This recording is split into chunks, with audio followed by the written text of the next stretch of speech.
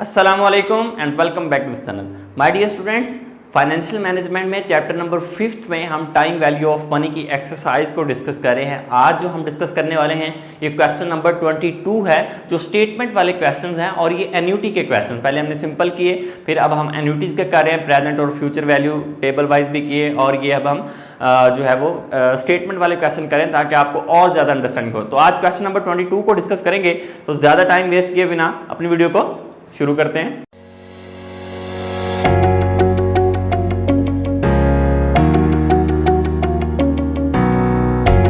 Question number 22 में discuss करने लगा हूं, जो कि है रिटायरमेंट प्लानिंग। आपको भी शो हो रहा होगा। हाल Thomas, a 25 years old graduate, wishes to retire at age 65 to supplement other sources of retirement income. He can deposit $2,000 each year into a tax-deferred individual retirement arrangement.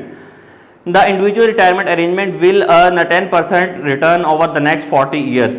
वो कहता है कि एक हाल थॉमस एक पर्सन है जो कि 65 एज में जाके वो रिटायर होगा, और वो एक ऐसा फंड क्रिएट करना चाहता है कि जो उसको जो है वो जिसमें वो 2,000 रुपये हर साल जमा करवाए, और वो जब वो रिटायर हो तो उसके पास एक अमाउंट जमा हुई हो जिससे वो अपना गुजर बसर कर सकता होगा। ठीक है, तो अब इसमें वो क्या कहता है कि फर्स्ट रिक्वायरमेंट वो कहता है कि if hall makes annual end of year $2,000, अगर हाल मेक्स जो है वो हर साल 2,000 रुपया एक अकाउंट में जमा करवाए, how much will he have accumulated by end of 65th, तो वो कितने पैसे जमा कर पाएगा जब वो 65th ईयर की एज में जाके 65 साल की उम्र में जाके जब वो रिटायर होगा। तो ऑब्वियस बात अब आपको पता चल गई कि आपने क्या फाइंड आउट करना है कि वो कितने पैसे जमा कर पाएगा। हमने फ्यूचर फाइंड आउट करना है, तो हम क्या फाइंड आउट करेंगे? Future value of annuity find out करेंगे। सिंपल आपका, और 2,000 उसने दे दिया है कि उसके पास हैं, वो जमा करवा सकता है। ठीक है, तो यहाँ पे आपने सबसे पहले क्लियर करना है कि फ्यूचर फाइंड आउट करनी है, ये प्रेजेंट।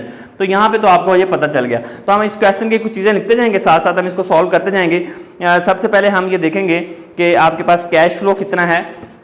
यहाँ पे क्वेश्चन नंबर लिखेंगे हम, हमारे पास क्वेश्चन नंबर 22 है चैप्टर 5 का। ठीक है, और सबसे पहले हमारे पास जो है इसमें आएगा CF कैश फ्लो, जो हमारे पास होगा वो 2,000 होगा। ओके, और नंबर ऑफ ईयर्स हमारे पास कितने हैं? N हमने फाइंड आउट किया, वो है 40 ईयर्स। 40 ईयर्स कैसे हैं ये भी आपको पता चल रहा होगा कि वो 25 ईयर्स ओल्ड ग्रेजुएट है, 25 साल उसकी उम्र है, और 65 में जाके वो रिटायर होगा। तो अभी से वो जमा करवाएगा 25 साल की उम्र में, जब तक वो रिटायर नहीं होता। ठीक है, तो 40 साल बनते हैं, तो उसने बता भी दिए हमें 40 ईयर। उसके बाद N हमारे पास जो N आ गया, उसके पास जो है हमें R उसने दिया है, वो है 10%। वो कहता है कि अगर उस अकाउंट पे 10% जो है वो आपको रिटर्न मिलता रहे तो आप कितने पैसे जमा कर पाओगे। तो हमने क्या फाइंड आउट करना हुआ? हमने फाइंड आउट करना है अब इसमें फ्यूचर वैल्यू ऑफ एन्युटी। ठीक है, लिखेंगे हम इसका formula future value of annuity का, जो कि हमारे पास होता है CF। हम पहले भी डिस्कस कर चुके हैं CF इस तरह से 1 + R⁻n-1/R। ये हम कौन सा फाइंड आउट कर रहे हैं? ये ऑर्डिनरी एन्युटी है। ठीक है, जो eight the end of year होती है। यहाँ पे उसने बिगिनिंग का भी जिक्र नहीं किया, उसने कहा eight the end of year आपको अगर वो 2,000 जमा करवाए। ठीक है, तो ऑर्डिनरी एन्युटी सबसे पहले फाइंड आउट करनी है, ये हमने फाइंड आउट कर लिया। फ्यूचर वैल्यू फाइंड आउट करनी है, इसमें हम लगा के फॉर्मूले में चीज़ें और इसको सॉल्व करते जाएंगे जल्दी जल्दी से। ये हमारे पास कैश फ्लो कितना है? 2,000, यहाँ पे लिख लिया अकॉर्डिंग टू फॉर्मूला। यहाँ पे 1 + R कितना है? 10%, तो कितना आ जाएगा? 0.1। पावर कितनी लगेगी? 40 ईयर्स हैं, और -1 आ जाएगा फॉर्मूले का, और R हमारे पास कितना? 0.1। तो यहाँ पे ये क्लोज हो जाए। अब हम इसको कैलकुलेटर की मदद से सॉल्व कर लेंगे। आप चाहें तो फैक्टर टेबल से भी सॉल्व कर सकते हैं, नो इशू। ठीक है, तो हम स्टेप बाय स्टेप करते होते हैं ताकि आपको जो है वो इजीली समझ आ जाए। यहाँ पे आ जाएगा 1.1 की पावर आ जाएगी 40, जो कि हमारे पास आ रही है 45.2592। इसमें से हम -1 कर देते होते हैं, -1। ये हमारे पास, चलें अभी इसमें 0.1 भी लिख लेते हैं। यहाँ पे नेक्स्ट सॉल्व कर लेते हैं। Future value of annuity 2,000। अब हम इसको सॉल्व करते हैं। ये आ जाएगा 44.2592, उसको हम डिवाइड कर देंगे 0.1 पे, तो ये आ जाएगा 442.5925। ओके अब हम इस अमाउंट को इसके साथ 2000 के साथ मल्टीप्लाई करेंगे, फ्यूचर वैल्यू ऑफ एन्युटी हमारे पास आंसर आ जाएगा, ये आ जाएगा 8,85,185। ठीक है, आगे 111 वो इतना ही काफ़ी है, ये हम राउंड अबाउट करके लिख देंगे। ये हमारे पास क्या आ गया, ये हमारे पास फ्यूचर वैल्यू ऑफ एन्युटी आ गई कि वो अगर हर एक अकाउंट में 2000 रुपया 10% रेट पे 40 साल तक अपनी रिटायरमेंट तक जमा करवाए तो वो eight the end of 65th year उसके पास 8,85,185 रुपए होंगे। That's the clear answer. ठीक है, ये एक रिक्वायरमेंट हमने उसकी फुलफिल कर ली है। अब हम करने जा रहे हैं दूसरी रिक्वायरमेंट को fulfil.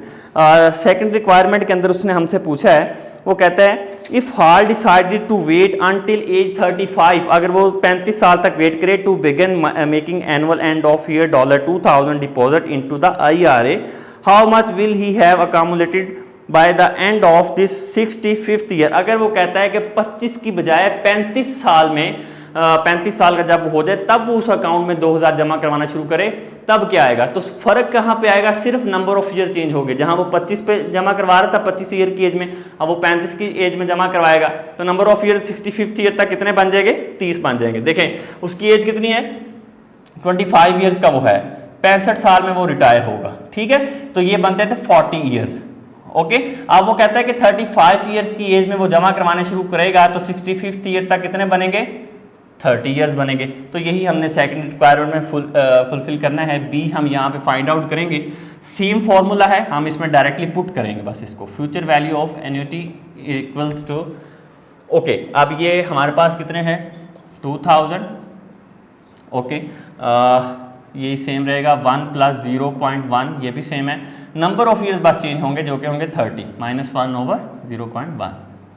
Okay, future value of annuity equals 2000।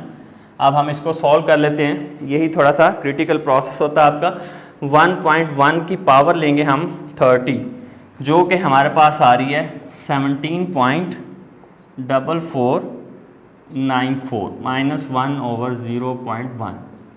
Okay, future value of annuity equals 2000। समझ आ रही है आपको? इसमें से हम एक माइनस कर देंगे, -1 करेंगे तो ये बच जाएगा हमारे पास 16.4494। इसी को हम जो है वो डिवाइड कर देंगे 0.1 पे। ठीक है, तो ये आएगा 164.4940। ओके, अब हम इसको इसके साथ मल्टीप्लाई करेंगे, future value of annuity find out करने के लिए मल्टीप्लाई बाय 2000, तो ये आएगा 3,28,988। ये हमारे पास क्या आ गया? ये हमारे पास आ गया फ्यूचर वैल्यू ऑफ एन्युटी आ गई। अगर वो 2000 रुपये 30 साल तक जमा करवाएगा, ठीक है, 35 साल की उम्र में जमा करवाने शुरू करेगा तो 30 साल बनते हैं। ठीक है, तो वो जमा करवाएगा 10% इंटरेस्ट रेट पे, तो वो 65th ईयर जब वो रिटायर होगा तो कितने पैसे जमा कर पाएगा? 3,28,988 रुपये जमा कर पाएगा। ठीक है, तो ये दो रिक्वायरमेंट्स हमने फुलफिल कर ली। अब आप डिफरेंस देखें कि अब हम बता सकते हैं कि जब आपने जो है वो 40 ईयर्स तक जमा करवाया या 25 साल की उम्र में जमा करवाने शुरू कर दिए पैसे, तो आपकी जो अमाउंट कैलकुलेट होगी या अमाउंट आपकी बनेगी 65th ईयर में, वो बनेगी 8,85,000 और यहाँ पे 3,28,000 बन रही है। 10 साल के फर्क से बहुत ज़्यादा गैप आ जाता है। ठीक है, तो यही चीज़ उसने हमसे थर्ड इक्वेशन के अंदर पूछी भी है। उसने कहा है using your findings in part A and B discuss the impact of delaying payment deposit to the IRA 10 years on the amount accumulated by the end of Hal 65th year. अब आपने ये डिफरेंस बताना है कि भाई अगर आपने 10 साल डिले किया तो उससे क्या इम्पैक्ट आया। तो इम्पैक्ट ऑब्वियस है, क्लियर है। आप इसको माइनस कर दें, हम इसको 8,85,185 माइनस 328,988, इसको माइनस करें तो हमारे पास आंसर जो आता है 556197। ये डिफरेंस आ रहा है। ठीक है, ये क्या आ रहा है? डिफरेंस आ रहा है हमारा इन दोनों अमाउंट्स का। तो इसका मतलब ये है कि अगर हमने 10 साल पेमेंट डिले की तो इतना डिफरेंस हमारे पास क्रिएट होगा। तो हमें जो है वो डिपॉजिट जो है वो 25 साल की उम्र में स्टार्ट कर देना चाहिए, डिले नहीं करना चाहिए। उसकी रीज़न क्या है कि 2000 थे, 10 साल आपने डिले किया तो 20,000 अमाउंट ये बन गई। 10 को 2 से मल्टीप्लाई करें 2000 से तो 20,000 आपने कम जमा करवाया, उस 20,000 रुपये पे आपको जो अपॉर्चुनिटी कॉस्ट पड़ी, जो कंपाउंडिंग लगना था, जो इंटरेस्ट लगना था, वो नहीं लगा। उसकी वजह से आपकी जो अमाउंट बनी वो 5,56,197 रुपये आपको अपॉर्चुनिटी कॉस्ट बर्दाश्त करनी पड़ी 10 साल डिले करने की। ये उसकी रीज़न है और ये उसका आंसर है। इसको आप अपने वर्ड्स में एक्सप्लेन कर सकते हैं इस भी तरह से। मैंने आपको बता दिया कि आंसर क्या आएगा, ठीक है। सी बी रिक्वायरमेंट हमारी फुलफिल होगी। अब हम करेंगे डी रिक्वायरमेंट। डी रिक्वायरमेंट के अंदर वो कहता है कि rework part A, B and C assuming that Hal makes all deposit at the end of year rather than the end of each year. वो कहता है कि अगर हॉल मेक जो है वो डिपॉजिट जो करवा रहा है 2000 वो eight the end of year की बजाय at the beginning of year करवाए, तो सिंपल सी बात है वो क्या पूछ रहा है, वो पूछ रहा है एन्युटी ड्यू का पूछ रहा है, ठीक है। वो कहता है कि discuss the effect of beginning of the deposit on the future value accommodated bye the end of Hal 65th year, और उसके इंपैक्ट को आपने डिस्कस करना है। तो अभी यहाँ पे कुछ भी नहीं करना है, यहाँ पे सिर्फ इतना करना है कि ये eight the end of year find out की है, हम at the beginning of year, मतलब हमने अब एन्युटी ड्यू फाइंड आउट कर दी है। तो मैंने आपको सभी समझाया हुआ है कि जब भी हमने एन्युटी ड्यू फाइंड आउट करनी होती है तो सिंपल ये जो आंसर्स आए हैं इसको हम 1 + r से मल्टीप्लाई कर देंगे। देखें ये फॉर्मूला होता है, तो जब एन्युटी ड्यू बनाना हो तो क्या करते हैं हम, इसी फॉर्मूले में हम क्या करते हैं 1 + r का इंक्रीज कर देते हैं, ठीक है। तो अब हम क्या करेंगे, ये तो हमने निकाल लिया, 1 + r हमारे पास क्या बनता है, 1 हमारे पास क्या है, 1 + r हमारे पास 10 है तो 0.1, तो 1.1 को हम इस आंसर के साथ अगर मल्टीप्लाई कर दे तो हमारे पास एन्युटी ड्यू बन जाएगा। सिंपल, हमने और कुछ भी नहीं करना, ठीक है। 8,85,000 यहाँ पे आपको मैं करके भी दिखा देता हूँ। हम इधर रिक्वायरमेंट को फुलफिल करेंगे, हम ये डी रिक्वायरमेंट जो है यहाँ पे इसको फुलफिल करेंगे।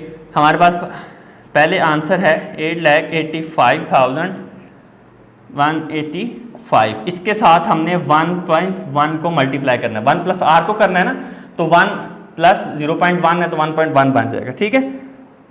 185 × 1.1, तो ये हमारे पास आएगा 9,73,703। ये हमारे पास क्या आया, एन्युटी ड्यू आ गया। ये एन्युटी ड्यू के साथ हमारे पास एक रिक्वायरमेंट का आंसर आ गया। दूसरी रिक्वायरमेंट हमारे पास ये थी। अब इसके आंसर्स को अगर हम यहाँ पे मल्टीप्लाई करते हैं 1 + r के साथ, तो 1 + r कितना है, 1 + 0.1, तो ये 1.1 बन जाएगा। इसको इसके साथ मल्टीप्लाई करें 328,988 मल्टीप्लाई बाय 1.1, तो ये आ जाएगा 3,61,886।